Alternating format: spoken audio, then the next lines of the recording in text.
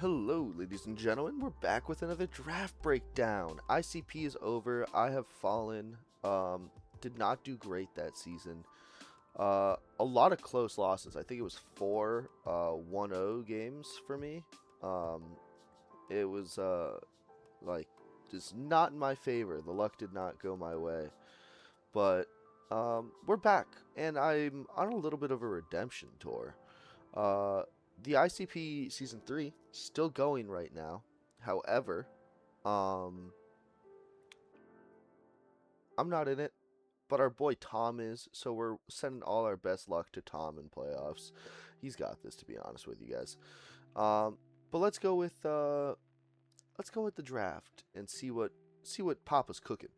Um, first pick, I was pick 14, so I was the wheel. I had two picks back to back every single time. I was ready to go, but that also meant 26 mons were picked in between me picking, and like getting to pick again. So I had to kind of plan around pairs. I was drafting around little duos that I could work with, and the first thing I thought of was, God damn, I remember when Matt used a Terra Espathra in season 7.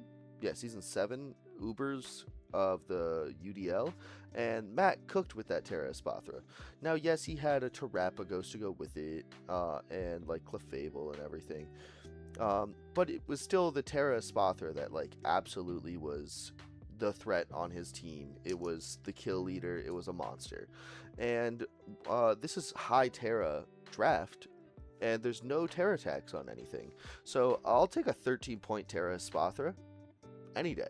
We have 115 points to start with, and Phoenix Man the Espathra, welcome to the team as our psychic type that won't be a psychic type very often. I'm expecting this thing to come as a fairy, a fighting, dragon maybe, but this thing's got pivot, like it's got U-turn. It's never gonna use it. This thing's got screens.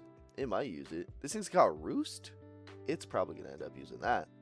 101 special attack and 105 speed. You're just gonna be seeing a very similar set out of the Espathra almost every week. It is a monster. It is a speed boosting demon. It is what all men should fear. Phoenix Man the Espathra. Next up, pick so that was pick 14. This is pick 15 of the draft. And Silverfang the Urshifu, single strike. This one cost me 18 points. And I looked at Espathra and I thought, what does Espathra not get along with? Dark types. Dark types kind of fuck with Espathra. I need a good fighting type. I need a fighting type that can just go into any dark type. And I also don't want to be walled by ghosts because Espathra's not great with ghosts. So Fighting Dark Urshifu single strike comes in 18 points, putting me down to 84 remaining. But Unseen Fist means that no protect's gonna stop me. This thing's got U-turn, this thing's got Brick Break, this thing's got Sucker Punch, and a 130 HP and a 100 defense. A 100 defense and a 100 HP means that this thing's bulky. 97 speed means it's not the fastest, but with a Scarf, this thing's outspeeding a lot. And then 130 attack. That is a number that hits like a truck. You close combat, you wicked blow, you do insert move here. This thing's an animal. This thing's a monster. Silverfang the Urshifu pairs nicely with our Espathra. And then 26 mons were picked, and I got sniped. I wanted Corviknight so bad, and then Tom went, so Corviknight's gone. But I have another fat, bulky mon that can remove hazards for you. And I was just like, oh, what are you thinking, Tom? And he goes, Tentacruel's 9 points. And I go, 9-point Tentacruel? Okay. And we picked up a Tentacruel. 120 defense is like the major stat. 100 speed is nice. And then 80 in the attack. And 80 in the HP. This thing isn't as bulky as Corviknight. It doesn't have the same typing of the flying steel type, but it is still a very nice hazard removing mon. Gets toxic, gets knockoff, gets T-spikes, gets flip turn. And clear body's nice for like intimidate and defense lowering sets, and then liquid ooze is also really nice if I'm ever going up against like a drain punch or a giga drain or something like that. Damage them. Yeah, but Deep Sea King the Tentacruel for 9 points was just some value that I could not pass up on. And it also it gave us some nice synergy. It's weak to Psychic, which means that Urshifu Rapid Strike gets to switch in on Psychic types for it. Not Rapid Strike, Single Strike. Um, but this was our next pick, and then pairing with it, I went with Tornado, the terrible Tornado Enamorous Eye. This one cost me 16 points, putting me down to 59, and it's our fairy type. We needed a good fairy type. Cute Charm and Contrary are both good abilities. Typically, I'll be running Cute Charm, but Contrary might come if I bring like a superpower set at some point, because this thing does have 115 attack, but it's so outshined by its 135 special attack that you'll almost never see it running the 115 attack because that 135 is just so juice. 106 speed means that this thing can get quick real quick. Just slap. You see this thing with Choice Scarf a lot, just to like outrun like a lot of the other like top threats. And this also pairs nicely with our Tentacruel, because Tentacruel can eat the poison types hits, and the steel type hits, and Enam can come in on the ground type hits, 410. Unfortunately, both weak to electric, but we'll have to deal with that issue once we get to it. But also, Healing Wish. Espathra is a setup sweeper. That means if I like kill 2 Pokemon with Espathra and Espathra's super low, I could pull it out and I can go for a setup even later in the game with the Enam Eye, just healing wishing the Espathra back up to full, or the Urshifu, or the Tentacruel. Whatever I need, Healing Wish could just bring it right back, and that's so nice to have. 26 picks passed, we're right back on it. On the wheel, we get Skeledirge. Our fire type, so now we got fire and water. And our ghost type, which means that we got ghost, dark, and fighting. I got a spin blocker and I got a Willamon. This thing sets up with Torch Song with a 110 special attack, which is real tight. 100 defense, which is also so fat, and 104 HP, meaning that this thing is an unaware goat. Unaware is so nice for this mon specifically because it's a setup mon. And if they're calm mindseted, like if they're like calm minding up, like to try and prevent me from Torch Song sweeping them, doesn't matter. Their defense boosts do not matter. It also means that Draco Meteors are gonna just kind of be free into it, but I'm fine with that. 66 speed could be slower, but it's not, which means that I might be able to take advantage of certain things later on in the draft. But Rover the Skeledirge for 15 points looks really nice to pair for our team. And this is what I meant by 66 speed isn't too slow. I can run some speed on that Skeledirge and outspeed things once my webs are down. And same with that Urshifu, now that 97 ain't looking too bad. I don't know if y'all remember the Rabombi Urshifu Rapid Strike pairing from the first season of the VDL that I was in. But it works well. And Genos the Galvantula is bringing back those sticky webs that we've been asking for. This brings us Thunder Wave. It brings us some nice Volt Switch Pivot.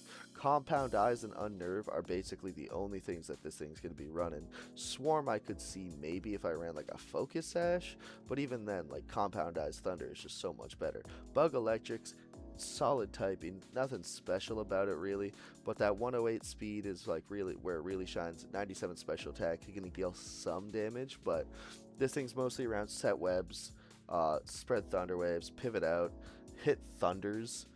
I'm very happy that I was able to get Galvantula, especially with like even like Enam. Enam's 106 speed, which means like if I sticky web a 115, Enam's like going quicker, it's moving. I like webs on this squad. I think it's going to be really nice to have. 26 picks later, and Rillaboom's still on the board. And Tom said something to me after I picked the Galvantula. He went, "Man, I think you should have grabbed Rillaboom." And I go, "Why, Tom?" And he goes, "Because imagine a Spathra with a Grassy Seed." And I went, "Tom, you should be locked up for even saying that." But you're right, because a Spathra with Grassy Seed means that after a turn of entering, Calm Mind, and getting 1 speed boost, I am already at 100 base power store power, and that's 1 turn. and it's not dying in one hit to anything with a defense boost and a SPDEF boost. That is a criminal thought that Tom had, and I fucking love it. Grassy Surge also means that Espathra is going to be eating way more hits because it's going to be able to heal. I don't need to run leftovers. I got Grassy Surge. Tentacruel, Skeledirge, even Galvantula, who's not weak to it, but like he's still going to take damage. Earthquakes are doing nothing because I got Grassy Surge. I already know you guys know I know how to use Rillaboom. This is a familiar member of our team, and I fucks with the Rilla. 100 HP, 125 attack, 85 speed means I can scarf it some weeks, and it's bulky enough to eat some hits. Terrain, pivot, knockoff, priority, screen removal. You already know my Rillabooms go dirt nasty, but with this team specifically, golly, that's a pair. Speaking of things that are weak to earthquakes, but no longer weak to earthquakes because Rilla's out here, 3-point Registeel. I know I've had Registeel in the past and I dropped it at one point, but y'all don't know how deep my history with Registeel goes. I've been playing draft forever, and I've been running Registeel since Gen 6, and this thing is a criminal. Stealth Rocks, Thunderwave, and Screen Removal, they took away my boy's everything. He used to have Toxic Spread. He used to have everything. They took away all of his moves, but I won't let that get me down. Clear Body and Light Metal are two okay abilities. Clear Body's probably the one that we're going to run majority of the time. Light Metal might happen, but 150 defense, 150 SPDEF, 80 HP. This thing's going to tank some hits for us. It's not going to do anything like out of the ordinary. Gonna run body press sets with it, might run a steel roller set with it, just do some silly stuff. But for 3 points as our steel type, that's super nice to have. And next up we got Purry Purry, the Doug Trio. This one costed us 12 points. It was now we got 6 points left on the board, and this is our ground type. We needed a ground type. The Enam, we didn't really have like much for it. Rilla could switch in on the Thunderbolts, and I guess Galvantula could too, but neither of them are super excited to switch in on most of those. But Arena Trap's legal, and we also didn't have like that upper tier speed echelon. And originally I was looking at Rhyperior for our ground type, and 2 picks before it even got to us, Rhyperior was taken by the professor. Shout out the professor, but he took it. So I went, what's one of the greatest revenge killers of all time? And they banned Arena Trap for Doug Trio. So 120 speed gives us that nice speed tier. 100 attack means with Choice Band, this thing's probably going to get a kill as a revenge kill. And they can't escape. They're just going to kind of get murked. If they are faster than me, I do have priority sucker punches. I can set stealth rocks if I really wanted to with Doug Trio, but major thing, this is just the speedy revenge killer that we all know and love, Doug Trio. And I don't know if it was obvious by this point, but Orochi the Alolan Exeggutor, he's here. I know if you watch my other draft breakdown, I don't know which one I'm releasing first, to be honest with you guys. But spoiler, we got a Alolan Exeggutor as a Terra Captain in 2 different leagues. And it was towards the end of the draft, and like I said, I wanted the Rhyperior pick. I was going to do Rhyperior and Noivern for speed. But I really am happy with how this draft turned out. Doug Trio as a revenge killer and our speed is really nice. And then this finishes our our Dragon Fairy Steel Core and our Water Grass Fire Core, which we technically already had. But whatever I said in the other video about Terra Exeggutor kind of applies here, but a little bit less. This thing doesn't always need to Terra, and I might bring it without Terrain if the opponent doesn't have a proper Ice type, because Espathra is just so good with Terra, to the point where Alolan Exeggutor, he'll be sitting on the bench quite a bit, but I'll get to bring it every once in a while, and it will shock an opponent. This cost me 4 points. I got 2 points left on the board. So this draft was 9 to 11 Pokemon were allowed to be drafted, and I used my last 2 points to draft Saitama the Ice Q. typing, ice, ability, ice face. This thing's got priority in ice shard, and it's got pivot in flip turn. It's got flip turn. Now its defense stats are solid, 110 and 90. And then if it does take that physical hit, you drop both the defense and the SPDF, and you go up to 130 speed, which means that if I can get them to break Ice Face, I get 130 speed, I get to live that hit, and I probably get a belly drum up. And if I get a belly drum up, I can hopefully either Ice Shard sweep, and if Ice Shard isn't killing, but like Ice Shard is mostly if I don't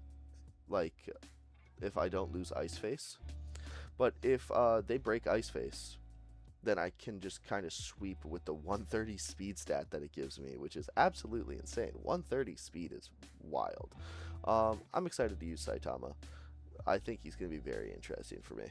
But that's the squad. I think this crew's kind of elite. Executor Alola being on 2 squads of mine is hilarious. Bringing back Rilla and Registeel, I'm very happy to use. But a lot of these mons, it's like my first time using them in like an actual draft league. Never used a Spathra, never used Urshifu, never used Enam. Ice-Q I've used on ladder, same with Skeledirge. And I've used Galvantula before, and I've used Dougie, but not since like Gen 8 for both of those. So I'm very excited to see how a lot of these mons perform together. I think we've cooked up quite a nice team, and I'll be seeing y'all on the flip side.